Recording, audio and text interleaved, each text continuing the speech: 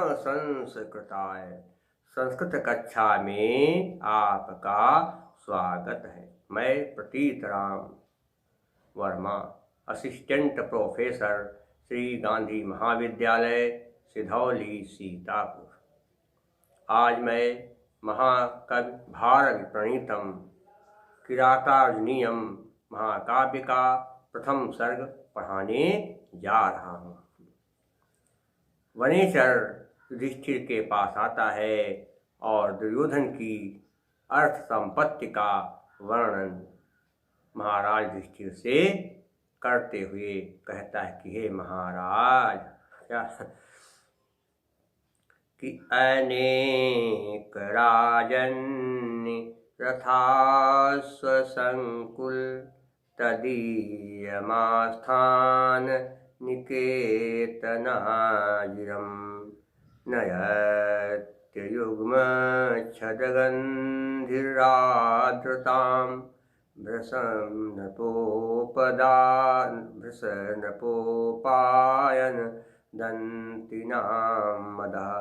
अनेक राजन, अनेक राजा लोग क्या है, रथास मतलब रथों, अश्व घोड़ों, संकुल में कहते भारे हुए, अनेक राजा लोग दुर्योधन के यहाँ दुर्योधन का सम्मान करने के लिए आए और उन्होंने अपने रथों और घोड़ों को राजभवन के प्रांगण में खड़ा कर दिया। इसलिए राजभवन का प्रांगण रथों और घोड़ों के समूह से भर गया। क्या है, तदीय मैं कहते उसका आस्थान निकेतन, माने राज दरबार का जो है प्रांगण, क्या लिखा, निकेतनाजिरम, राज दरबार का प्रांगण।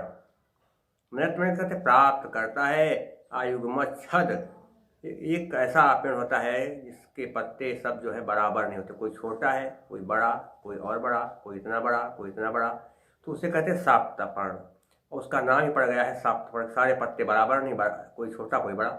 तो सप्तपर्ण फूल के समान गंध वाला। आयुग्मच्छद में क्या हुआ, आयुग्मच्छद में सप्तपर्ण, गंध का स्पष्ट है, तो सप्तपर्ण फूल के समान गंध वाला, आर्द्रता गीलेपन को,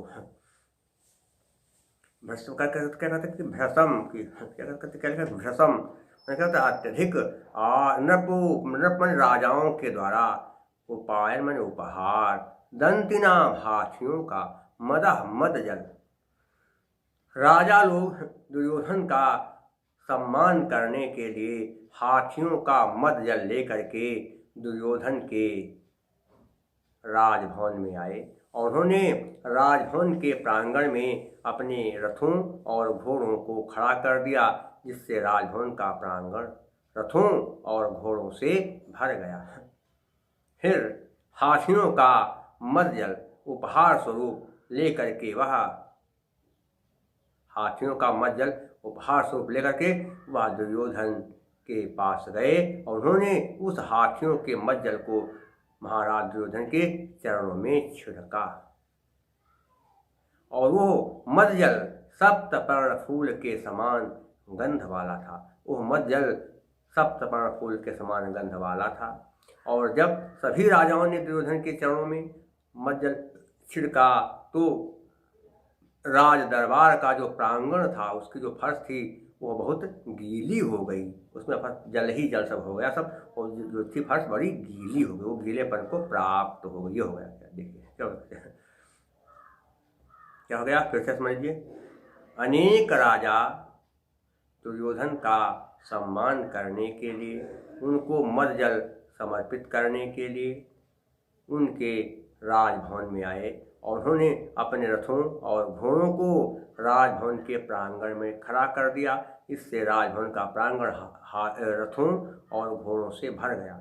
फिर हाथियों का मद जल लेकर के राजा लोग उपहार स्वरूप हाथियों का मद जल लेकर के राजा लोग दुर्योधन के राज दरबार में पहुंचे और उन्होंने उस जल को दुर्योधन के पांव पर छिड़का।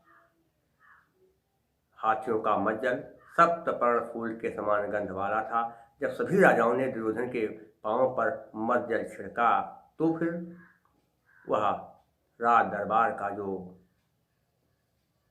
प्रांगण था, उसकी फर्श थी, वो गीलेपन को प्राप्त हो गई, नहीं उसमें बहुत ज़्यादा गीलापन आ गया, बहुत ज़्यादा पानी फैल गया, मध्यजल फैल गया, पानी मध्यजल फैल गया होगा। देखिए क्या है, रथाश्व में क्या, रथ धन अश्व अका सवर्णी दीर्घा।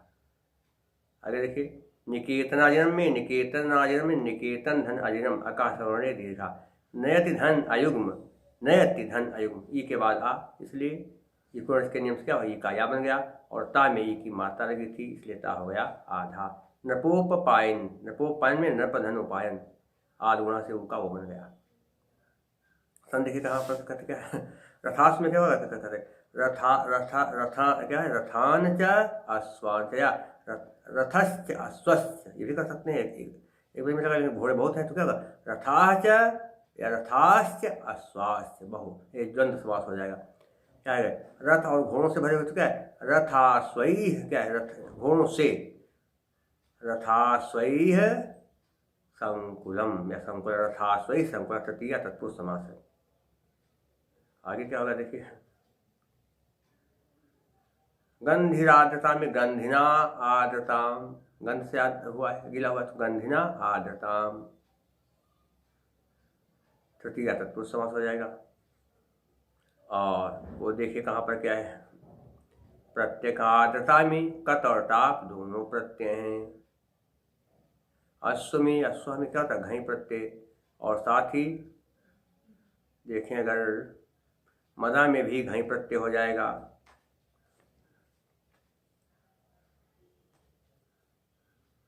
और उपायन में क्या होगा, ई और लिट प्रत्यय हो जाएगा। तदीयम में छा प्रत्यय हो जाएगा। कौन सा छा प्रत्यय, ये प्रत्यय हो गए। अलंकार कौन सा है, राज दरबार का प्रांगण गीला हुआ है, क्यों, क्योंकि वहां पर मदजल छिड़का गया था, इसलिए कार्य कारण दोनों, इसलिए क्या है, काव्यलिंग अलंकार। हेतु वाक्य पदार्थत्वे काव्यलिंगम निगद्यते, कार्य कारण दोनों, इसलिए काव्यलिंग। और क्या है, वंशस्थ छंद है, क्या, जतौ तु वंशस्थमुदीरितं जरो, वंशस्थ छंद। और गुण कौन सा है, देखिए यहाँ पर जो ऐसे है तो ओज गुण, लेकिन यहाँ पर जो है ओज गुण है, लेकिन साथ ही साथ प्रसाद गुण, दोनों गुण हैं, ओज गुण भी और प्रसाद दोनों, लेकिन यहाँ पर प्रसाद गुण ज्यादा है। क्या होगा, चेतम व्यापनोति क्षिप्रम सुसकंधेन मिवानलः सप्रसादः समस्तेषु रसेषु रचनासु चा। जो बात एक बार सुनकर या पढ़ करके तुरंत दिल में बैठ जाए, जैसे सूखे ईंधन में आग लग जाती, तो वहाँ पर प्रसाद गुण। और इसके अलावा ओज गुण भी है, जो बात सुन करके मन में उत्साह पैदा हो जाए, वहाँ पर ओज गुण, लेकिन यहाँ पर ओज गुण थोड़ा कम दिखाई दे रहा है, ओज गुण नहीं है, क्या से देखा तो कम है नहीं।